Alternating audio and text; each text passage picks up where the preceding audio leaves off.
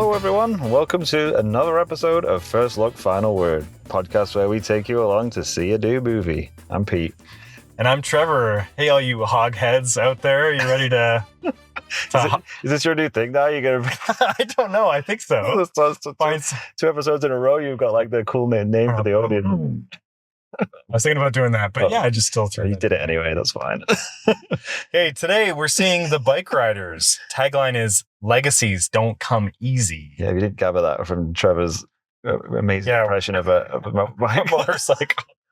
The synopsis is after a chance encounter at a local bar, strong-willed Kathy is inextricably drawn to Benny, the newest member of Midwestern Motorcycle Club, the Vandals, led by the enigmatic Johnny. Much like the country around it, the club begins to evolve, transforming from a gathering place for local outsiders into a dangerous underworld of violence, forcing Benny to choose between Kathy and his loyalty to the club. Well, there you go. You know what? It's a better synopsis than we're used to. That was pretty decent, actually. Yeah, because I hadn't actually read about it or anything. I'd only seen the trailer, so now I feel like I know exactly what's going to happen in this movie. I'm obsessed with the trailer. Yeah, the trailer is pretty good. And we'll get into it, but I'm obsessed with Tom Hardy in this trailer. Yes, I think that's all anyone talked about when this trailer came out was what is Tom Hardy doing with his voice in this movie. Which is a very fair statement. Yeah, but this one has sort of been on my radar for a while. It was another one of those 2023 movies that got bumped back because of the actor strike. Like it was making the rounds in the festivals last fall, and then I think they were originally slotting it for an Oscar contender. Oh, really? And so they're just kind of moved it back over to like a early summer, which is not like a terrible time for this kind of movie. Yeah, it's kind of weird though. It feels a little bit like it's just kind of been not dumped, but just like I've not really heard much buzz about it, and it's like the opening weekend now coming up, and it doesn't seem like it's not like I think there's only one theater showing it today where we're going, and this is just the smallest theater. Well, so, I don't think they're expecting a huge return on this one. So we've been talking about this a lot, about how theaters are really struggling right now. There's a bit of a dead space waiting for Deadpool. Yeah. Well, I think as well, with Inside Out too doing so well. Yeah. They've kind of just said, okay, we'll just hammer that and see if we can milk that for everything it's worth. So I think this is kind of being released as counter-programming for Inside Out 2. So take your kids to see Inside Out 2. Pete and I covered that last week. Yes, we did. Check out that episode.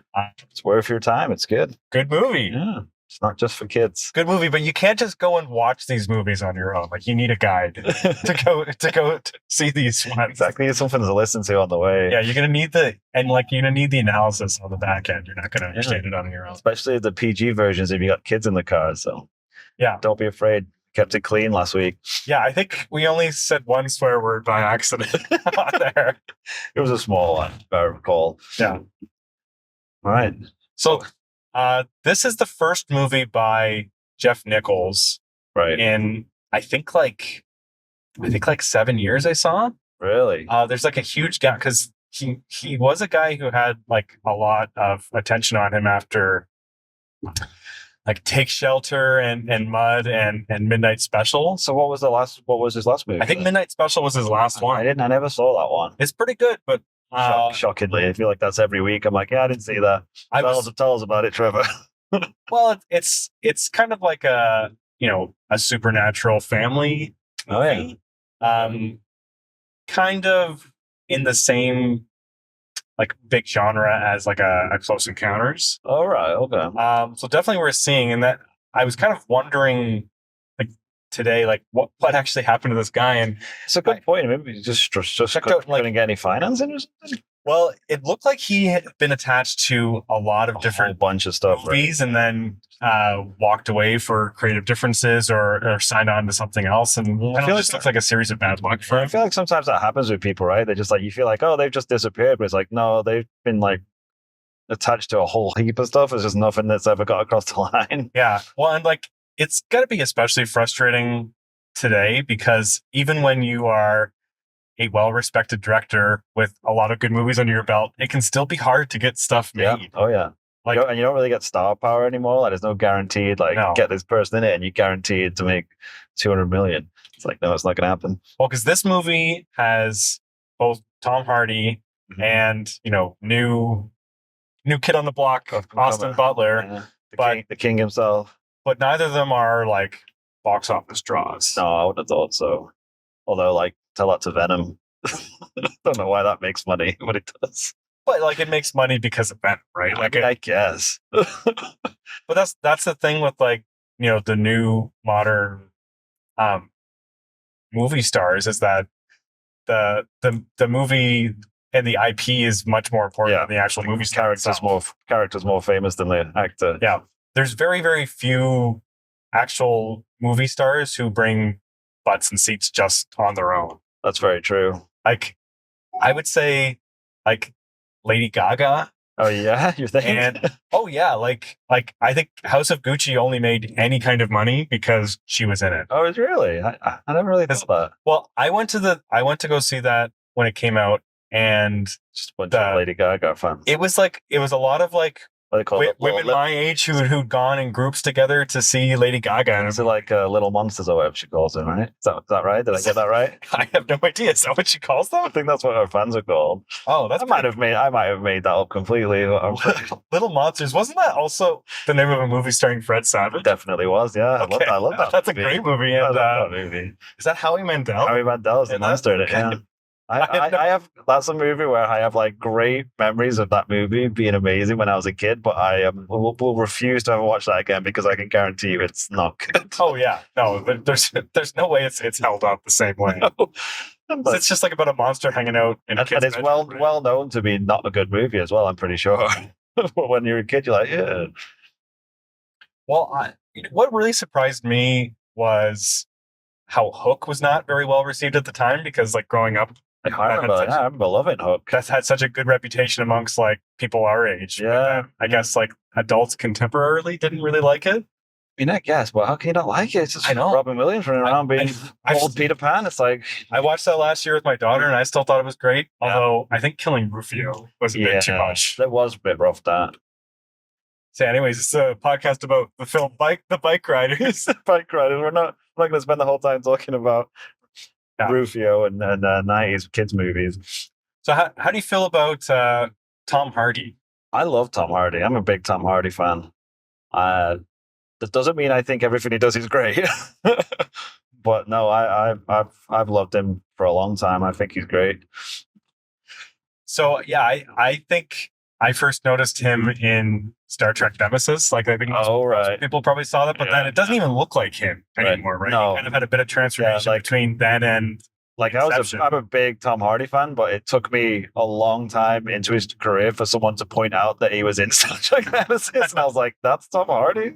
But I think that's mostly because I purged that movie from my brain. Yeah, that's probably for the best. Yeah, although I did do a rewatch of that not long ago, a couple of years ago. How's it hold up? Not very well. Yeah, I wouldn't think so. But yeah, like between none of those Next Generation movies do, though, if I'm being honest. Well, that's not fair. Some of them do. First Contact's great. I think First Contact is a legit great movie. Like probably the fourth best Trek movie, or third best, maybe even. I like Generations okay. Yeah. Insurrection is like a good episode of Star Trek. And then Nemesis, is kind of a pile of crap. But yeah, well, I think because I watched them in order because I was going through a rewatch of the TV shows, so I was kind of like trying to drop them in when they would have dropped, and I think that kind of messed me up a bit because you could tell it was like, oh, we're just gonna like rope this guy back in and just sort of not explain, especially with Worf, like we're just gonna bring Worf back in and just not talk about anything that's going on in Deep Space Nine. Well, yeah, at least in First Contact, there's like a good because like even that was a bit like he's piloting the Defiant in the battle, and then the Defiant gets damaged. But then in the show they never mentioned it though. Like in Deep Space Nine, they never talked about it. No, they just showed up with new uniforms on, right? Exactly. And then in Insurrection, he's just like inexplicably there. Yeah. Like I have no idea what he's like doing. Get the band together, I guess. At least in Nemesis, you could say, oh, he was there for the wedding. But what is he doing there in Insurrection? I have no idea. But anyway, Nemesis is definitely the best Star Trek movie featuring Featuring Tom Hardy. Featuring a very young Tom Hardy, yes. Yeah, but I quite like Tom Hardy a lot. Like, man's got range. Like, I think my favorite performance of his is in Dunkirk. I really love. Oh, really? I guess See, like, I'm not. I feel like you're way more up on Dunkirk than I am. Dunkirk is one of my favorite movies. Yeah, I don't love Dunkirk. I think it's good. I think it's good, but I think Hardy has like amazing eye acting in that movie, which is like very underrated because a lot of people talk about the silly voices that Hardy does. And he always seems to be wearing something over his face. Right. In Dunkirk, Mad Max, and Dark Knight Rises, he's wearing like things over his face. I'm probably forgetting something. And like Venom, he's got stuff on. True. Venom on his face. I guess that's true. Yeah. But no, like Dunkirk, he just has like this quiet stoicism to him. Yeah, that's fair. I really respond to it. I think that's a great movie, and a great performance. And then like I love him. It was all right. I love him as Bane. Yeah, I do like Bane. Bane got that character got a lot of crap when that movie came out, mostly because of just the sound design of his voice. Yeah, I think it was a mixing problem. I don't think it was a problem. Well, I mean, that's just a Nolan in every movie. He does it on purpose, I think. Well, he hates ADR, which causes a lot of issues. Like sometimes you need ADR. Yeah, there's a reason why it's used in every other movie. Like I like the fact that he has a bit of an aversion to it, but it can be a little bit of a barrier. I feel like he does do it on purpose though, because you could definitely work more on the mix to make stuff more legible. But I think I remember hearing an interview with him where he's just like, no, I don't want it to be. I don't want people to be able to hear everything properly. Yeah, he said that. Like, he's like, in real life, you don't hear everything. Yeah, it's a weird stance to take. But integrity to that argument. There is, but it's a weird stance to take. Yeah, I'm the biggest Nolan stan there is, but I definitely don't understand that part. Well, I ended up liking Tenet a whole lot better than when I had first saw it in theaters. Was when I watched it at home with subtitles on, because really? I missed some of the plot points because I just like I flat out missed like Kenneth Branagh talking about like the future people in that one. Right. See, I've only seen it the once. I've not done a rewatch of Tenet, but I really enjoyed it. So I really enjoyed it when I first saw it, even though I was like, I think I understand 20% of this. What's going on? Yeah. But I've never got around to a rewatch just because it's so. Like, you have to be in the right mindset for someone like that. It's like I only saw Interstellar once because I'm like, I love it, but I don't know. It's not enjoyable to sit through necessarily. Well, Tenet's more fun than Interstellar, but definitely. Interstellar is a very heavy watch. But Tenet is just a mind fuck of a movie, though. Yeah, you just kind of get a lot of wash over you. Yeah, and you just got to like, don't worry so much about it. It's like, if everything's working in reverse, how are they able to breathe? It's like, don't worry about it. So someone mentioned that last week. It's like, if you can pause time, then you would die because you can't breathe. Well, they're not pausing time. No, that's where it started. They do explain because they have the gas invert the gas mask, so then they're breathing the inverted air as they're going through. Right, so I think they do their homework on it. I'm not going to defend every part. That's fair, but yeah, just like you just have to get into like, don't worry about it. Yeah, that's the thing. Like, people just hand wave it. It doesn't matter. It's a fun movie. People get a little too like literal with these things sometimes. Well, you get Neil deGrasse Tyson coming, oh, that's not how things work. I've seen like, the movie Primer. Yeah. Like, I've seen like a map of that movie to like show like all like the going. Yeah, it's like, don't worry about it. Like, you can tie yourself in knots. They actually he thought all this through, and like here's what the journey is. I'm like, man, you do not have to do this. Just sit back and watch the movie. I think with that one though, like, they actually did do that. Like, the director on Primer, I think, did do all that work. Yeah. But it's not necessary. I'm sure, but like, the audience doesn't have to do that work. No, nor should you. So Tom Hardy, what about Austin Butler? I think we talked about him a bit before on our episode on Dune Part 2. Definitely check that one out. I think you're right? Because I've not seen him in anything other than Dune and whatever that movie where he was the king was. What's that called? Elvis. It's called Elvis. I was like, is it called Elvis? I mean, that's too on the nose, but no, it was. Yeah, so I only really, and like, I never saw Elvis. I think you said you watched it on the plane. Yeah, I watched it on the plane. I thought it was fine. It's just it just does exactly what you says on the tin. I'm just not going to watch it. But he's really good in it, though. I'll give you that, because that was the one thing about it, is he's so good in that movie that like all I see is just, hey, look, it's Elvis. It's Elvis pretending to be a bald guy in space. Well, this is sort of previewing our question for the week, but the thing I had most known Austin Butler for was on the award circuit. He was still sort of doing the Elvis voice for a long time. because he said that it took him so long and he was immersed in it for so long that like he just couldn't get out of it. Yeah, and I don't believe him. I think that's a total lie. Because this is there you go. It's on record. This is the thing that you're full of it. This is already a thing for like method actors, right?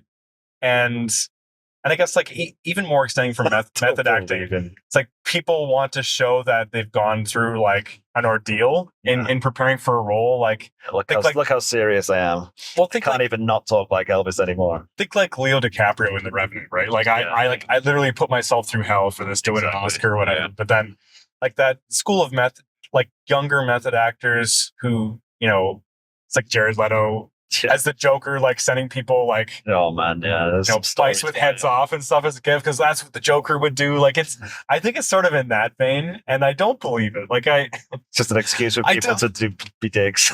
Yeah, like, and I don't really believe that like you're getting so into method acting that like you lose control of yourself. Like I just don't buy it. And if you really do, then you should probably see a therapist. Well, I think they probably all should see a therapist, whether or which. But. And so what did you think about Butler in Dune Part 2? I thought he was good. Yeah. I mean, I don't think he was like the standout from the movie, but I thought he was really good. Like, it's not like I can't imagine anybody else playing that role. He was like, he made it his own thing. I'm like, he did what he needed to do, but I mean, it's fine. Yeah, I think he sort of just has an undeniable electrifying screen persona. Like, yeah, that's fair. He definitely grabs the attention. Then the question that we had for this week and why I was thinking of it is because both Austin Butler and Tom Hardy are known for doing their silly voices. Sometimes like the silly voice, that's what they're known as, the silly voices. Sometimes a little bit too much, right? Like they definitely make choices. And that's what I was thinking for Dune Part 2. I think that would be like an Oscar caliber performance from Butler, except like I'm not 100% sold on the voice. Yeah. Because he's sort of just doing an imitation of Stellan Skarsgård. Yeah, I mean, he definitely made that choice, right? To kind of make. I sort of love it at the same time, but like I think it takes me out of it a little bit.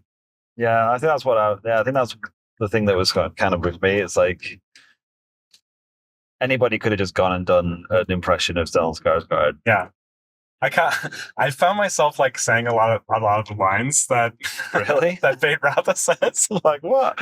Like when they're just about to fight, Timothy Chalamet's like calls him cousin. No spoilers for oh yeah, I guess I should say Dune Part 2. So it's in the trailer. It's fine. Dialogue. So you know, Paul calls him cousin, and he's like, cousin. Is that right? Yeah, he's like, is that right? I remember doing that. And then Paul says, may thy knife chip and shatter. And then he says it right back, and he's like, may thy knife chip and shatter. And I just love the way he says that, man. I just love it. Yeah, I don't think I'm as up as him as you are. Maybe I do love Austin Butler. It sounds like it. You should watch Elvis. I should. You just hate Elvis. Okay. I hate music biopics. Yeah, I love Elvis as a musician. I think that he's kind of a scumbag as a human being. Yeah, and they get into that really in the movie. Do they? Yeah. Oh, okay. Like, well, I mean, he's not. He's painted a bit more of a victim, right? From what's his name? I can't remember Tom Hanks' character, Captain whatever. Tom. Yeah. He's kind of shown. No, Colonel Tom. Colonel, that's right. Yeah. So he's made out to be a bit more of a victim than he probably was. But at the same time, it shows that he made his own terrible decisions and allowed himself to be manipulated and stuff like that. So. Yeah, and I'm already a little allergic to the music biopic stuff. I know what you mean. I'm a bit as well, but I thought that one was fairly good. I mean, it does have a lot of the same trappings, but it covers like his whole life as well, which is not his whole life, like his whole adult life, I guess, like from just becoming like up and coming all the way through to like when he dies. Well, maybe I'll say if I'm on a plane and it's available for an option, I'll watch it. There you go. That? Definitely worthy. That's a good plane watch. Okay. Yeah. So the question we came up with for this week is, what is our favorite voice and acting work in a movie? And got me thinking that because both of those guys very well known for their voice and their accents. Right. So how did you approach this question? Like, what does like a good accent or voice performance mean? And we should clarify, we were excluding like cartoon voiceover work and like stop motion voice artists we kind of stayed away from, right? Yeah, so like voice acting as like a tool that an artist is like choices actors make as part of their performance for a certain part. Yeah, it was tricky for me because I was thinking more about like accents and thinking what's a good accent, and then it's like, well, that's kind of hard to sort of say because you can't just make up an accent. Well, you can if you're Tom Hardy, but like, because it really, if you're doing a really good job, you shouldn't really notice, and that's where my mind went. It's like when you have like non-American actors doing American roles real well, and I sort of thought that was. Like, there's some Brits who are really good at it. Yeah, and Brits and Australians are usually pretty good at it. But then the other way around, I was trying to think of, and that's because you don't really get those very often. You don't usually get people doing good British accents if they're not British. Yeah. Especially regional accents. It's like, that's kind of tricky. Well, because you got like Brad Pitt in Snatch, who basically had to come up with a whole character design to get around the fact that he couldn't master like a British accent at all. That was a good one, actually. I hadn't thought of that. But like Bridget Jones is a good one. It's a good British accent. Is that well regarded? It is, yeah. It's not bad, actually. It's pretty good. Especially when like Renée Zellweger, her typical accent is like not British, obviously. Yeah. But no, it's fairly decent actually in terms of British accents, I would say. Okay. Would that fool anybody? Yeah, I think so. I bet there's people who think that the Bridget Jones actress is British, for sure. Okay, because like I've known people who would say like, oh yeah, like if you watch this movie, The Prestige, like Christian Bale's doing an incredible British accent in that movie. That's funny. Christian Bale's a good one though, because he does a bunch of different accents. So he wasn't in like one of the 5 that I picked, but it was one that I was thinking of is his performance in American Psycho. Yes, that's a good one. And I was trying to steer clear of just saying like, I like this performance the best because it like really kind of captures this accent perfectly. So I think I don't have the best ear for accents anyways. I feel like I'm pretty easily tricked because like a lot of people were like ragging on Benedict Cumberbatch's American accent in the first Doctor Strange. And like, I could not hear what was supposed to be awkward about it. Like it sounds totally normal. But you know what that is though? I think it jars people more when they know what a person's accent is. Like everyone knows Benedict. He was pretty well. Everyone knew Benedict Cumberbatch's accent, and when he was throwing out that accent, it's like, oh, that just sounds wrong coming out of his mouth. But like, what I really like about Bale's work in American Psycho is he's not only just like absolutely nailing that like New York sort of accent. He's really doing some interesting voice work in addition to that. Like he's really creating a whole character with his voice and the way that he enunciates and the fast manner that he's doing those inner monologues.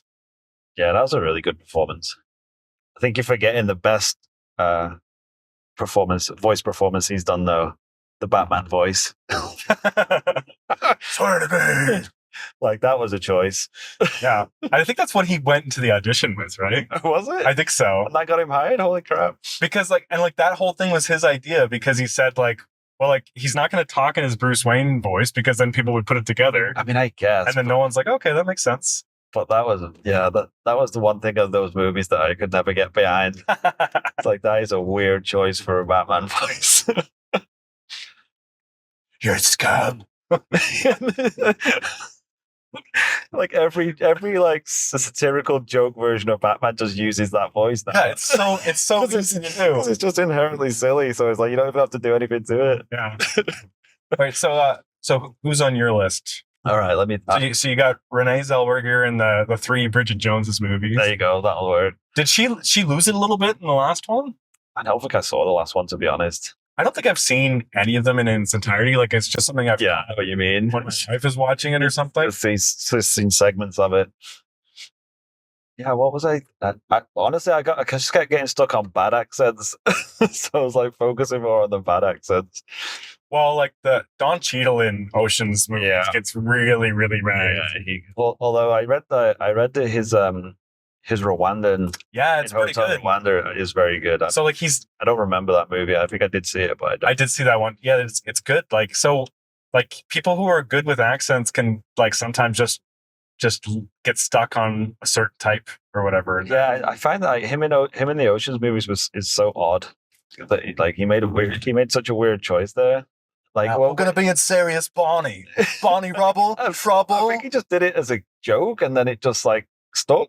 I guess so. I don't know. Because there's no way he's being serious with that accent. He's not trying to do it properly. Yeah, but yeah, it's very odd. I had a couple I wanted to rattle off. Like I really like Kate Blanchett in The Aviator doing Katharine Hepburn. Oh, okay, right. So she's both like an Aussie doing like a mid-century, like mid-Atlantic accent. That is pretty impressive. And she's doing like someone who has a very recognizable voice without it being a caricature. Right. So I think it's just hard to do. An incredible performance, and it's like it's very technical, but she's not like doing like a mimicking either. Like I feel like that's where some people, when they're playing a real person, can just they're just trying to mimic them. Yeah, exactly. There's definitely that point where it's like, is it mimicry or is it just like getting the essence of how they? Yeah, like it's like you were saying, it's like how you enunciate the sort of flow and the of how people talk.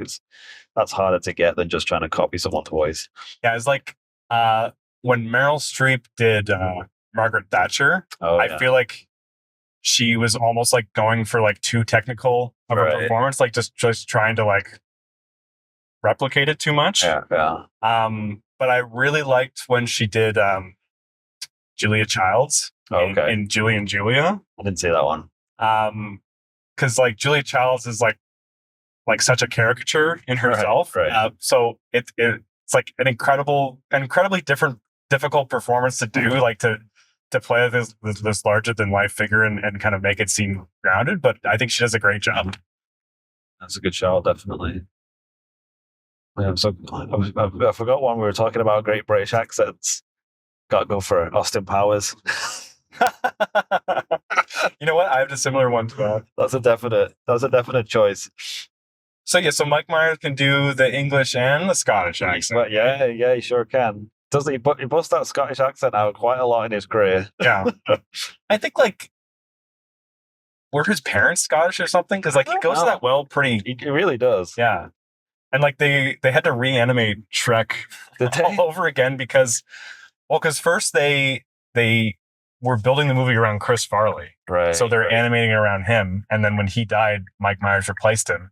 And then he was just doing his regular voice. Oh, really? And then halfway through, he's like, actually, I want to do my Scottish thing. So we got to reanimate the movie again. That's why that first movie was so expensive, because they just had to made 3 movies over and over again. I didn't know that. So one that was on my list was Dana Carvey in Wayne's World as Gary. So it's not really like accent work. It's just like, a weird voice, as part of your character. Right. And Carvey's really, really great at doing voices and stuff. Like, his stuff on SNL. It's kind of his thing, right? Yeah, I'm trying to. I had a couple, but they're totally escaping me now. Like, what's a good, memorable voice? I don't know.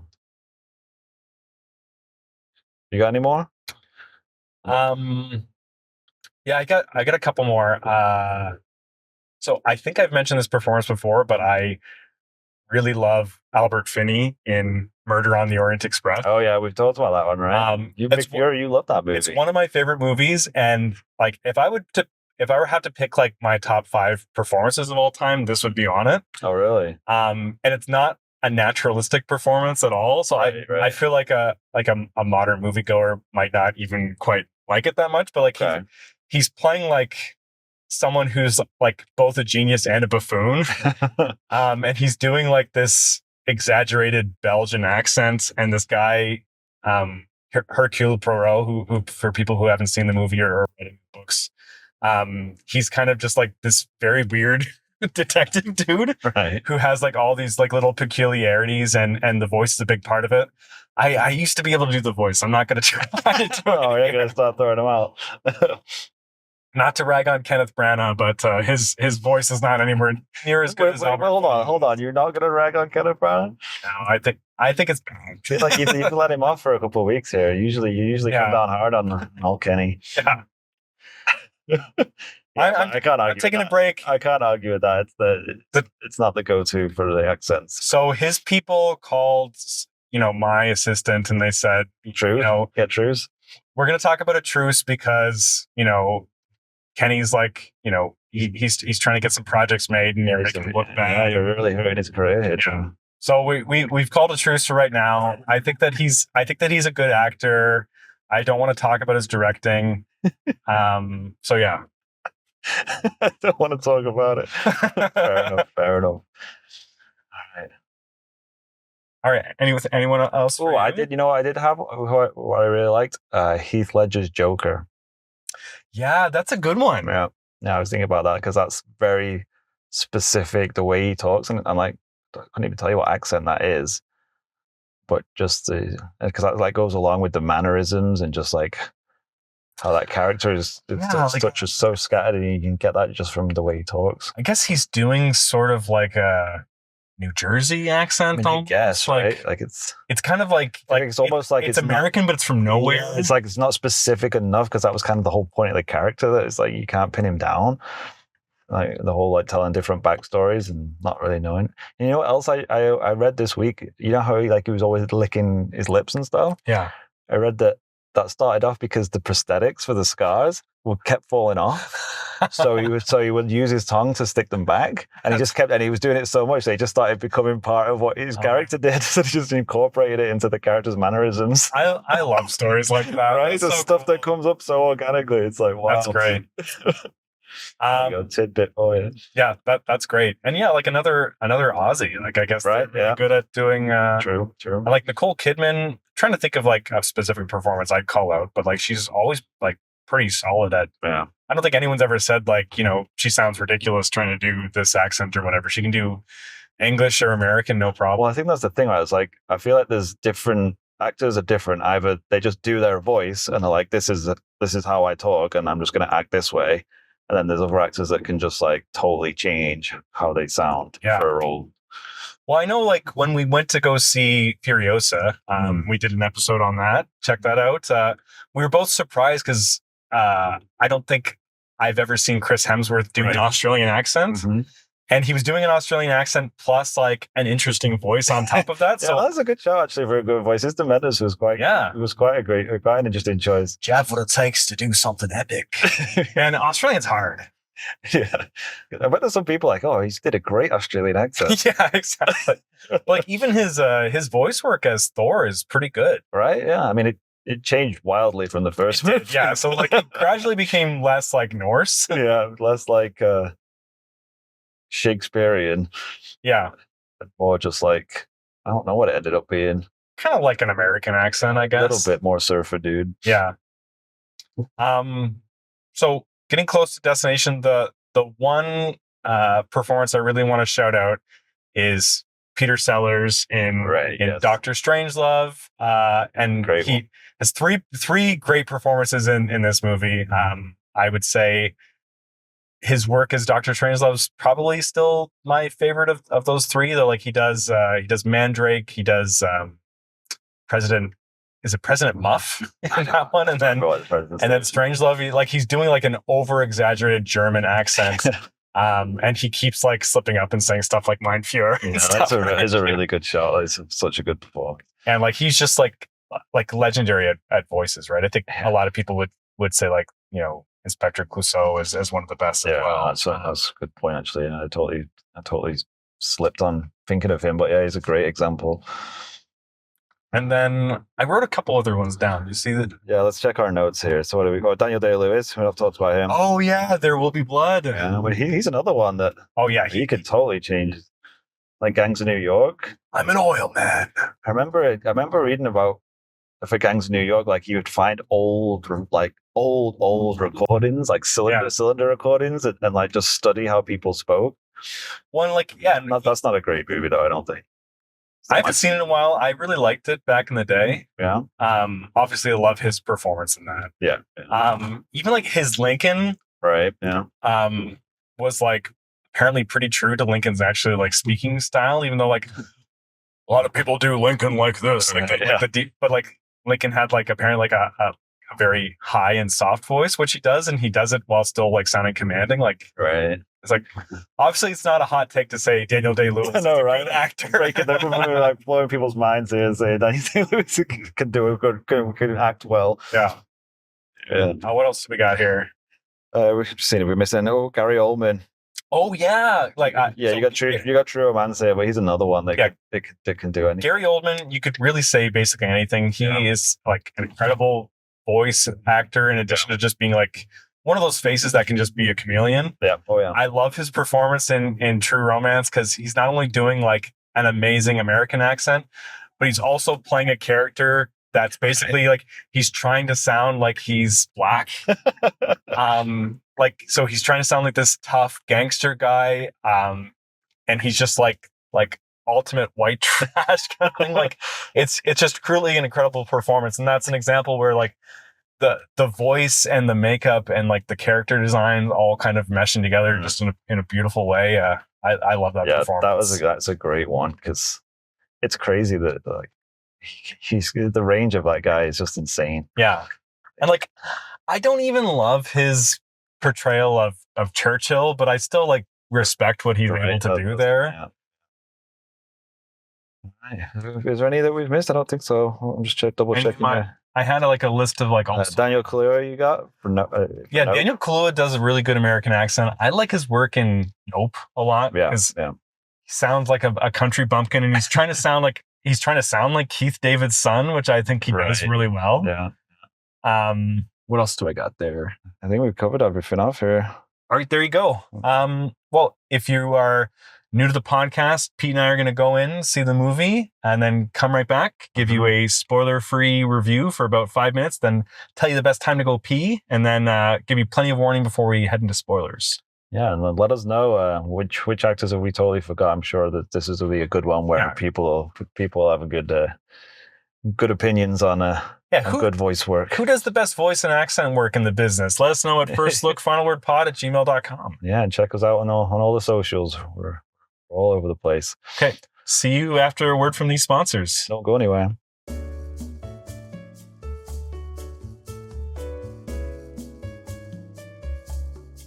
Welcome back, everyone. We just got out of the theater after seeing The Bikeriders. Hey, everybody, how's it going? Oh, yeah. That feels like Austin Butler. I thought like this instead. Hey, how's it going, guys? That's pretty good. Hey, Tom? We could have done it. Yeah. So that's a Chicago accent they're going for, I guess. Oh, this is I guess your road's closed. I'm going to cut through this parking lot. Oh, yeah, that'll work. Live directing home here, trying to get around. It's just good listening. Roadworks. Yeah, we're not lying. We actually do drive to and from the theater. Yeah. Oh, yeah, there's a way out there here. All right. Yes. Bikeriders. What'd you think, Pete? Bikeriders. I thought I didn't love it. I'll say that. I thought it was really like I really enjoyed the performances, even with the choices. But I didn't find it a very compelling story. I kind of enjoyed the story for like what it was in terms of like a snapshot of that era and how you can take something that you make and it can grow out of your control and stuff like that. But yeah, I just didn't find myself super invested in it. I just kind of felt like I was waiting for something to happen most of the movie, and then I got to a point where I realized that nothing is going to happen. It's just basically telling the story, which makes sense because it's based off of a real story, a real book that the photographer wrote. So I kind of was like, oh yeah, they're really sticking. It seemed like they were really trying to stick to the story of these guys, which I sort of can understand. But at the same time, I was like, I feel like you could just made some stuff up to make this a little bit more interesting. But I don't know. I think I just missed the point of what it was trying to say as well. By the end of it, I didn't really understand the point they were trying to make.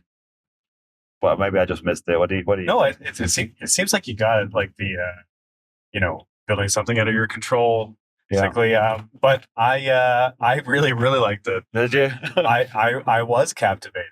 Oh, there you go. I did. I should say, like, we were making fun of the voices and stuff. It wasn't as bad actually. Well, Like the trailer, well, I think the trailer picked all the worst bits. It wasn't as bad, but also like the movie starts off being a comedy, basically, like being very light, Right. and these people are kind of ridiculous. Like, Right. it's very much like aware of the fact that, you know, just starting a motorcycle club is a very silly thing to do, and the characters are all like, you know, kind of silly. Yeah, they're like proper characters. Yeah, like and the characters in the beginning are very silly. Right. Yeah. And then as the movie progresses and things get darker, it becomes less of a comedy and more of like a straight drama / thriller. Yeah. Yeah. And, you know, the central theme of, you know, just trying to build something, and then it ends up kind of taking on a life of its own and slowly like slipping away from you. I felt that was very captivating. And so this is a classic episode of us being a little far apart here. Yeah, we usually like totally agree on stuff, right? But yeah, no, I can see where you're coming from though. I did get that. For me, I think I was just a bit like, it wasn't enough. That wasn't enough to keep me interested. Well, I could see a lot of people going to this movie who are into things like Sons of Anarchy. Exactly. Yeah. Are just kind of expecting them to get into lots of like wild crime stuff. Mm-hmm. It's more of a hangout movie than a crime movie. Yeah, not a lot, like barely any action in it, really. Because the motorcycle club for most of the runtime of the movie, they're not like a proper criminal gang. They don't do a lot of motorcycle riding either, really, to be honest with you. It's more about just, like you say, it's just a hangout movie. Well, what I thought was really funny, the one speech that the Kathy character gave, she's pretty much the main character. We see the movie through. They framed it through her, right? Yeah, it was an interesting choice, I thought. She says, like, you know, this bike club is filled with all these you know, people who don't fit in any other part of society. Yeah. They're not able to follow rules because they're all kind of antisocial. But then you get them all together, and then they start writing down rules that you need to all follow. Making a staff club that doesn't mean anything. Well, what did you think about like the three central performances? You said you were a fan. Yeah, I thought they were all very good. I thought she did a good job. Yeah, Jodie Comer. Yeah, I thought she was really good. Like you say, it's kind of framed through her perspective. Yeah, but she's the narrator basically. That's the framing device. She's sort of telling the story to the photographer. And her accent and voice is just as elevated and ridiculous. Yeah, right. That's what I mean. It's like she's talking like this the whole time. Yeah, like it's not quite like they're all basically like Chicago. It's all basically like caricatures, right? Like Austin Butler's just like, hey, I'm just cool. Like through the whole movie. He doesn't really even say much.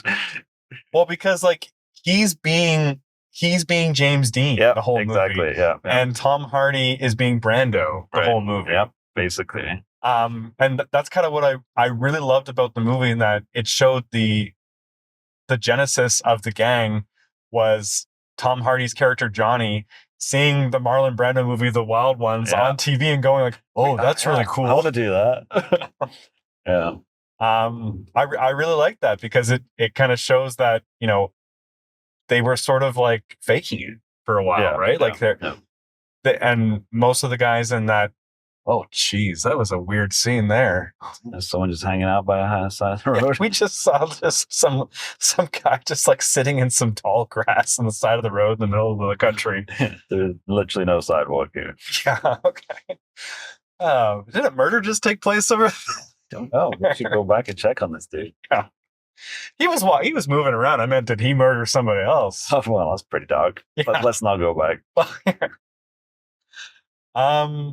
But yeah, like I really liked her performance, and I could see some people like balking a little bit at, you know, because neither of the three main performances are naturalistic in any way. No. They're all very elevated, but they're all quite good. Like I think they all understood what movie they were in. Yeah. I think that kind of didn't work for me as well. They're like, well, I do think the performances are all great. I kind of to your point, like they all knew what movie they were in, but to me, I was a bit like, I don't really understand these characters. Like by the end of the movie, I didn't feel like I understood completely their motivations and their arcs.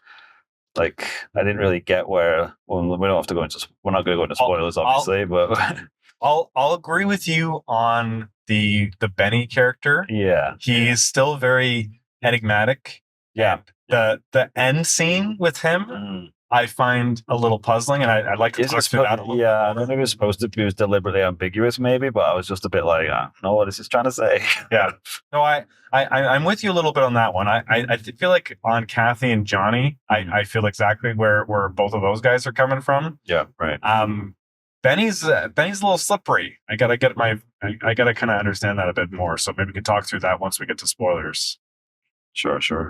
Did you like Butler's performance though? I did, but I mean, he basically just scowled and looked cool and had amazing hair.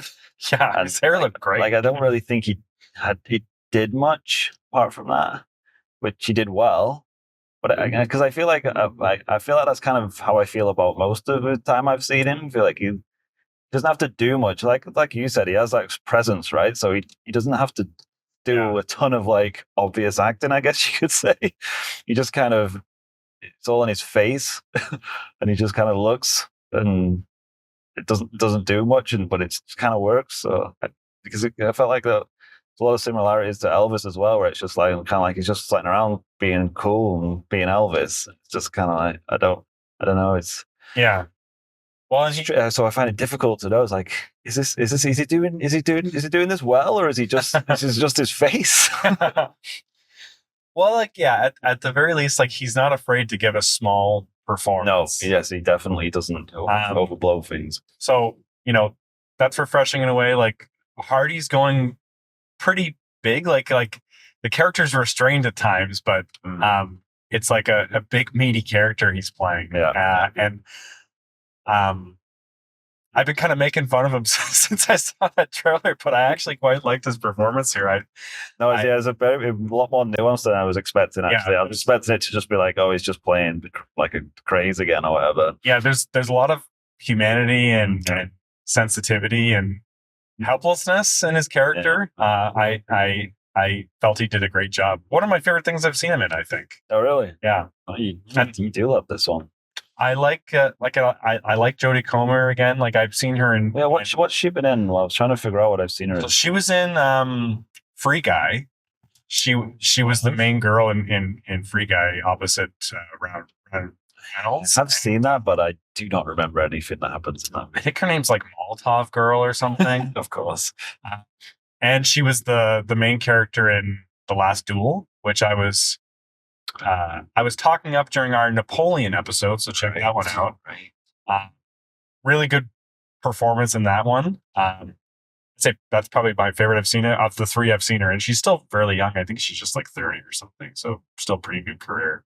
Did you peg who the guy playing the photographer documentary guy was? Yeah, that's Mike Faced from Challengers, right? He's the guy, like he's married to Zendaya in Challengers. Wow. Okay. Yeah, I totally. He looks completely different. He looks completely different. But I liked that Norman Reedus was in it. Is that who that was? Yeah, because I was like, I'm pretty sure that. Yeah, I'm pretty sure that's Norman Reedus, but I can't tell because he looks very different. When I saw him, I thought it looked like him, but I'm like, no, he's too heavy set. Yeah, then I was like, maybe it's just a Norman Reedus type. Yeah, but no, I purposely looked in the credits and it was Norman Reedus. Okay, well, yeah, so because I wasn't convinced myself. I was like, thought had crossed my mind, but I dismissed. I'm like, no, that can't be. Yeah, it's like that looks like Norman Reedus. I was like, no, that's not him. And then I was like, wait, maybe that is him. Yeah, and Michael Shannon was in this movie too, playing like. I had no idea he was in it. No, I know Michael Shannon playing a lunatic. Who'd have thought? Yeah. That's why he was like quite like detached from reality. Yes. Anything else you want to mention before? You know what? I should do the P report. Oh yes. At the 57-minute mark, starts like a bit of a party montage. You can kind of get the hint of it watching like a couple seconds of it. Like people are getting drunk and having a good time. So go then. Make sure you're back within 3 minutes because there's a pretty important dialogue scene between Tom Hardy and Austin Butler right after that. But I think that's a good time to go. Right. Anything else to say to the spoiler-free gang? No, I don't think so. There's some stuff I think we can get into spoilers style, but no, I think we've hit on everything we should probably hit on. Okay. Well, if you're going to drop off now, make sure to check out the rest of the episode once you see the Bikeriders. Leave us word on what your favorite voice and accent work is. Yeah, exactly. Who do we forget? Austin Butler and Tom Hardy and Jodie Comer in that list, maybe. It could be, right, after this one. Yeah, maybe not from this movie. Because, like I said, the accent work is like purposely exaggerated. But, maybe that's what you're looking for in your acting. Well, that's amazing. Anyways, drop us a line at firstlookfinalwordpod@gmail.com. Love to hear from you guys. Yes, and we would both recommend this movie for all to watch. Even though I'm not as up on it on Trevor, I'd still recommend seeing it. I think it is a good movie. It's not one of my favorites. Okay, let's put it that way. Okay, one of my favorites of the year so far. There you go. I'd say. Yeah, pretty close. Well, this year's there's not been that many, to be honest. Okay, so spoiler talk. 1, 2, 3. Okay, let's do it. Spoilers from here on out. So yeah, they didn't get into a ton of crime, really. No, they kind of just skipped over at the end, right? And then they got into crime. Well, that's what I find so interesting about the movie is that, at first it starts off just it's a racing club. These guys like motorcycles. They like racing it around. He sees Marlon Brando on TV and he thinks, "Oh my gosh, that's so cool! I want to be just like that." Yeah. So the club starts off kind of being a copy of what like an ideal of like a cool motorcycle club would be. Mm-hmm. And these guys are all like, they're sort of like weekend warriors, right? Like they all have regular jobs. Yeah, I loved how this character had like a wife and kids, and he's like a truck. Yeah, and he's a truck driver. Like when he's watching the movie, and he's like, "What are you rebelling against?" Like, what do you got? He's like, "Yeah, what do you got?" To himself, and his wife's like, "What?" He's like, "Nothing." I think that's that's so cool, and like they're all like the money from the club comes from them paying dues. They're not running drugs. They're not into prostitution or gambling or anything. It's all just like to hang out because they think the lifestyle is cool. The lifestyle of just like being with your buddies and riding in the motorcycles. But then compare that to they drive by those teenagers. The teenagers see them on the motorcycles and say, "Oh my gosh, they're so cool." Yeah. Then those teenagers are seeing they're looking at the copy, right? Yeah, and then those teenagers become a copy of the copy. Right. Yeah. But they don't have the same ideals. No. So they're just looking at the outlaw part and thinking, "Oh, that's the purpose of this. The purpose of this is to be hardcore and to be violent and to be like a total badass." And so they're coming to it with like completely different ideals. Yeah. And so that's what I found so interesting is that by the end, when you have that part take over, the club itself has just become like a husk of its former self. It's being like eaten alive by people who don't understand what the reason they were starting in the first place, which was a bunch of dweebs riding around on bikes trying to act cool. Yeah. I think a bit of it for me was like my expectations going in, because I think my expectations were it was going to be more of that. Like it was going to be more of their like Sons of Anarchy. Yeah. Like they have like a motorcycle gang by doing crimes and all that stuff. So I went in expecting that. And then I was like, "Oh, okay, it's not doing that." So I was like, "Okay, I'm on board." But then I didn't really know, I guess, what I wanted out of that movie for that. It's like, I don't know if the movie that they made was something I was as interested in, just in terms of entertainment value, maybe. Like especially just because the more it went on, I was like, okay, I understand like where this is going, but I just kind of felt like I feel like it's not really going anywhere. It took a while to tell the same sort of thing over and over again, I thought.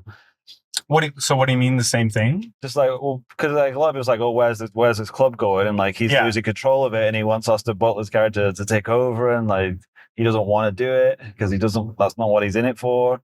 And then like, they did that like halfway through the movie, and then they just kept sort of doing that, and then it's showing how they sort of lost control after that point. I can see what you mean, because the movie very much calls its shot like right in the middle, and then kind of sticks with that same course. Yeah, which I get, but I'd like because I was a bit like, okay, well, I don't find this as interesting, and I was like, it's not going to get any more interesting from this point because this is basically what's happening. No, I could totally see someone watching that and having that reaction. I think that's totally understandable. I found that a little compelling in that, you know, Johnny is like, he sees what's happening like a long way coming. Mm-hmm. And he says like, I'm not able to do this. Like, cause I'm not like as hardcore as I pretend to be, like, right. Like I'm portraying a role. Like you, Benny, are more of the actual ideal of what I'm pretending to be. Yep. You might be able to keep control of this. And then Benny's like, well, you know, I'm the real deal. So like the real deal kind of person has no interest in actually leading this sort of thing. Right. So and from that moment on, Johnny kind of like is slowly drowning, and then he's just slowly drowning. Yeah. It's not like he can leave the club because they would kill him. So he's just riding this wave, like afraid of being like swallowed by that wave the entire time. So I find that fascinating. Yeah, and I find it fascinating where like he knew he was going to die at the end. Oh, like, yeah. Like that's where his kids are, and like looks at the wife, but like doesn't make a big thing of it, and like goes to see if he could see Benny one last time, and then he's just like he basically knows it's done at that point. Yeah, well, and like he's going to this knife duel, and then he's expecting that kid to come into it with like the same sort of like sense of like honor and fair play that he would be. And like I find it very interesting that same kid, you know, he tried to get in the club before, and he said, all right, you're in, but your friends can't come. And that was all a test. Yeah. And the guy said, all right, fine, I'm in. And he's like, what the fuck is wrong with you? Like the entire reason we do this is because we want to hang out with each other. Right. We're men, and we don't know how to share emotions with each other. We don't know how to be friends. So we came up with this fake reason to hang out with each other. Well, it's interesting you say that, because there's something I wanted to bring up. Did you get any like homoerotic vibes from this? Well, certainly in that meeting when, you know, Austin Butler was very close to him, right? He was I was like, these guys are going to kiss, and I would not be surprised. Yeah. Or he's going to try and kiss him. But that's the thing, like, because like the club is just like a bit of an outlet for their own repression, right? Right. Yeah. Kathy says throughout the movie that, you know, it's almost a love triangle. Yes. Movie. Yes. And because she says that men don't cry. Yeah. And you see them the entire time, like trying to explain to each other how much that they care for each other, but then completely unable to. So then instead they just ride motorcycles next to each other. And get drunk. And then there's that scene with Kathy. You're right. Like she goes to the bar and she basically calls him on it. She's like, you can I know that you love him. Yeah, as much as I do. Yeah. So no, yeah, I definitely think that those themes in there are intentional. It seems like every movie we've seen recently has something like that, eh? Yeah. You know, that says something about us. So that we just maybe. I know that's something I notice a lot on Letterboxd, like every other review, it seems to say that sort of thing. This is so gay. Yeah. It's all in a very positive way. Like, hey, this is gay. Yeah. That's good. Amazingly gay. Like, as I said that last week in our Inside Out 2 episode, I had mentioned that I was getting like kind of vibes that that Riley might have a crush on the main captain of the hockey team. Mm-hmm. And like, boy, everybody else seemed to have the exact same really on Letterboxd. Like, okay, well, I guess I was picking up on that same subtext that everybody else was. But yeah, like, it definitely kind of plays out like a love triangle, and that Yeah, I did find that a bit interesting, but then I felt like they didn't really like push it. They just kind of alluded to it, and like, yeah. which I kind of can understand. They didn't need to make it anything more than that, but I don't know. I think was just looking for more. I think that's all it was. Like I didn't have any real issue with it. I just wanted a bit more, maybe if they had like like an extra scene or like one mission where they're going and like killing people from another gang or something, right? Because when Johnny and Benny go on that one mission to shoot cockroach, which I wanted to ask you about because I don't understand that. Like what did that achieve? I was so confused. So his name is Cockroach because he likes eating cockroaches. Oh, I understood that. No, I'm just joking. I just think that I love that. He's like, I like eating bugs. Even like Kathy's like, what kind of stupid goddamn name is that? Like he just totally owns it though. He's like, even right at the end, he's to the guys who were like the hardcore guys, these new guys. He's like, yeah, I eat bugs. The wrong with eating bugs. Hate bugs. I want to be a motorcycle cop. Yeah. So the way I interpreted that is he's like, I can't quit because these new guys are crazy and they will kill me. Right. So then Johnny stages a break-in and shoots him in the leg because we know like if he's shot in the leg, he has an excuse why he can't ride anymore. So that's what I took it as. Like, so he has an excuse why he can't be in the club. I got shot in the leg, so I can't ride a bike anymore. Right. That's what I took it as because they had a similar situation with Benny's character. Right. He got his foot like almost very, very disgustingly almost cut off with a fucking shovel. That was great. And he was close to tears, close to crying, saying that like because he thought he couldn't ride it. Yeah, I can't ride a bike anymore. But like there's a lot of like generational angst kind of written into this movie about like, are we passing on worse and worse traits right to the new generation? Still trauma. Yeah. Well, and like kind of goes back to my point before about how like the club that it sort of de-evolves into is like a copy of a copy of a copy. Right. So far removed from the kind of ideal, and then the bugs kind of become features, like is the vandals were sort of doing violence in response to how they're being treated in the world, and then the new kids coming in think like the violence is the entire point of it. Right. Yeah. And I don't know if this is any part of like the intention of the director, but I was thinking a lot about like the recent like alt-right movement and stuff like that. Okay, interesting. Thinking about how like something like Fox News and like the people on there like for the past 30 years or whatever have been spouting bullshit, knowing that it's bullshit that they're spouting. Right. But then kids who are now like 20 who grew up on that stuff don't realize that it's bullshit and are like actual true believers of that stuff. Right. And so then now they believe all this wacko cuckoo shit online or whatever. Yeah, what the world's come to shit.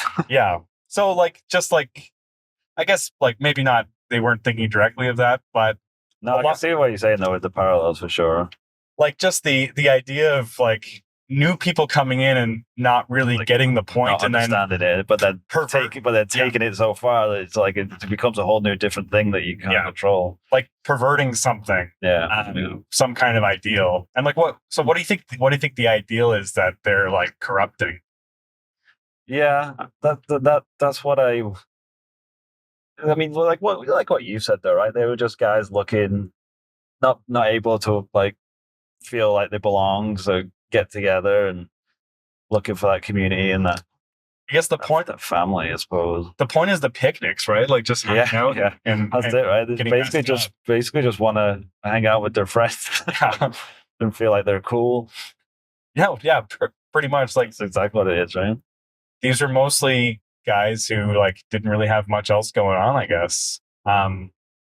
What was the name of like the second in command guy who he died when he crashed? What was his name? Because he seemed like he was like 55 or whatever. It seemed like he was pretty old, and his family was like just his parents, right? And like, was he still living at his like parent? Well, I mean, that was the other thing because the time frame of this movie it was supposed to be like what? 55 to 73. Yeah, so it's like almost 10 years, and like some of them seem to not age at all.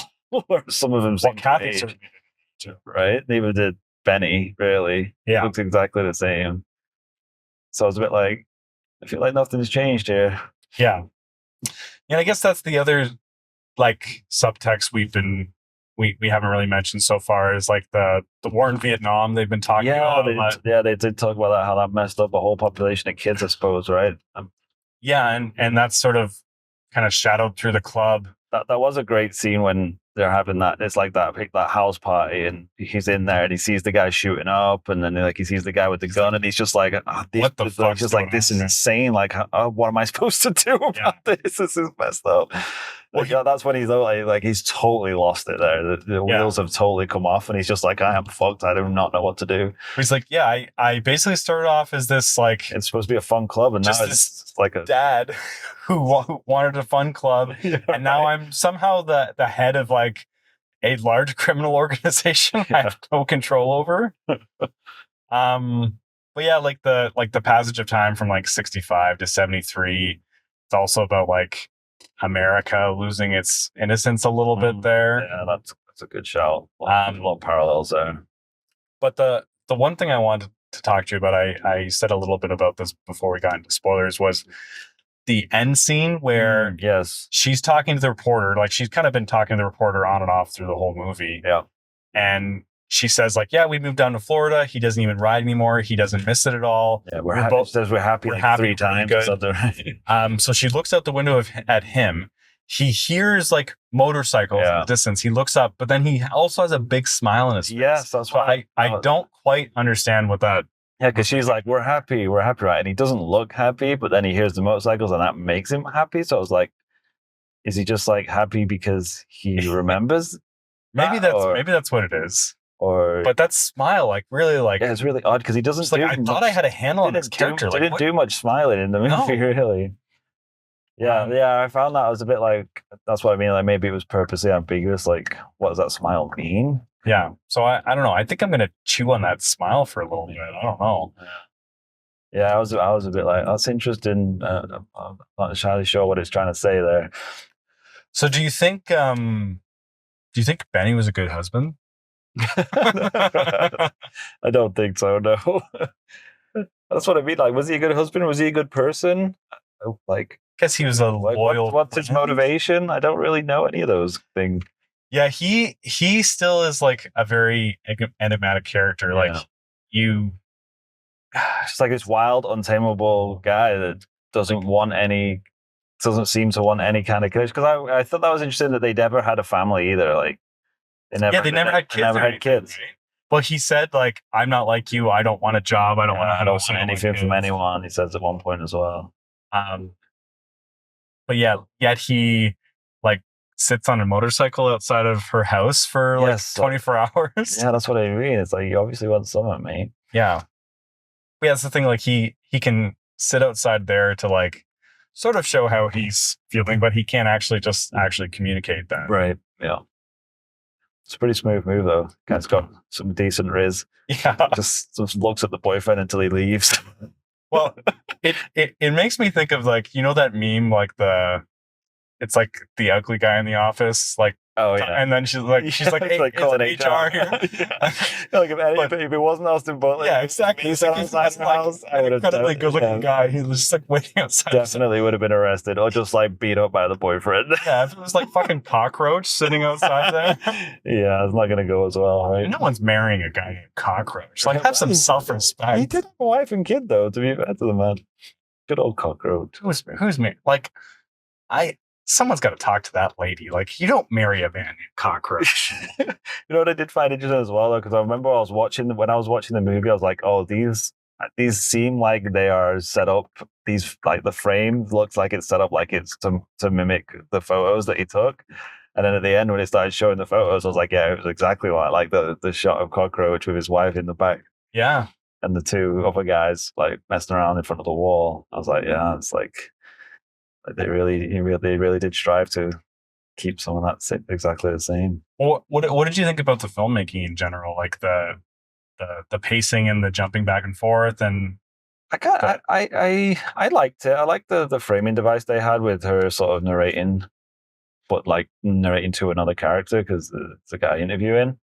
well, it's kind of interesting because she's an outsider, but also talking to an outsider too. I was a bit worried that would get annoying, just because it is a weird way to sort of do a whole movie in that way. But I think they did a good job of spacing it out. I think enough. And like for as much as they were jumping around in time, I didn't really feel confused at any point. No, I didn't either. I thought they did a good job of that for sure. Yeah, like I never felt lost, and I think the pace was fine. It paced well. Just, like I say, it's just like I did sort of start feeling a little bored towards man. The end. Yeah, I didn't feel that at all. Just because I was a bit like, I think I know what's going on, and I don't think anything else is going to happen at this point. So it's a bit kind of like, can we wrap it up? Well, a classic Pete and Trevor just not agreeing on something entirely, even though you still like a classic. It's the first time ever. Yeah. Yeah. No. So as we're wrapping up here, what are you thinking for a rating? I don't know. I'd still go pretty decent. I'd say like I don't know. I was trying to figure out what's our rating. Our rating system's at a 6.5. Yeah, I'd probably give it like a good 5. Yeah, 4.5 to 5 in between there somewhere. It's a big chasm between 4.5 and 5. Yeah, 4.75. Just cut it right in the middle. Yeah, I'm gonna have to give it a solid 6. Yeah. Wow. Liked it a lot. I think. What did I give Hitman? I think I probably gave Hitman like I think we rated pretty high, right? I think I like this along the same levels. Like it's been Inside Out 2, not quite so much, but it's been a good streak of movies for us. I enjoyed Hitman more than this one, I think. Like I definitely see where you're coming from and why you would like it, but I would definitely say I don't think it's for everyone. Like I think there's some people who won't buy into it at all. I think if people go into it knowing it's not going to be like a thrilling crime movie, I think it'll go down a lot easier. I can certainly see a lot of people like expecting kind of what you were expecting, and then being a little disappointed that it's not that. Yeah, maybe I need to watch it again.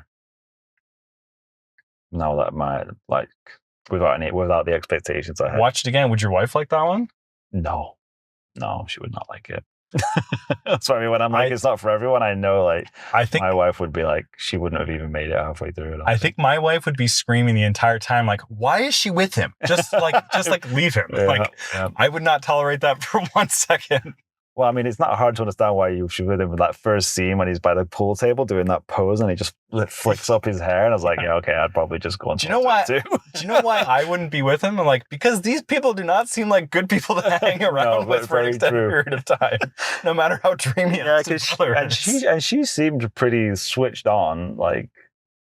Quite like she seemed like a fairly intelligent lady at the start, and she's like, these guys are all weirdo creeps. It's like, oh, he's really hot, and it's like, yeah, but you get over that after a couple of days and be like, maybe not. Yeah, I love these guys even though they're a bunch of then I married him after like 5 weeks later. I was married to him. So like maybe I'll maybe rethink that one. Yeah,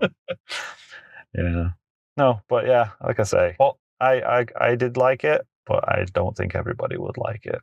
All right, so I think we're both giving a thumbs up. My thumb is way up. Pete's is kind of like, mine's like, or so level. Mine's a recommendation, but it's not going on my top list of movies. Well, we want to hear what you think. Hit us up at firstlookfinalwordpod@gmail.com. We're on all the socials. Give us 5 stars and tell us we suck. That's my new Just thing. comment anything you like. Just make sure you rate as well. Oh yeah, let us know like what accent and good voice work we've missed. Yes, I'm sure we've missed a good one. I feel like it's something right on the edge of my brain that I'm like, forgetting this one. Maybe Dick Van Dyke and Mary Poppins? Yes, that was definitely one. That was like, it goes hand in hand with Don Cheadle for me. Great Cockney accents. All right. Yeah, so I think that's it for this week, right, guys? Yeah. And stay tuned for the next week's episode. put those notifications on. Yeah. And we'll be back next week. But until then, that's the final word. Bye.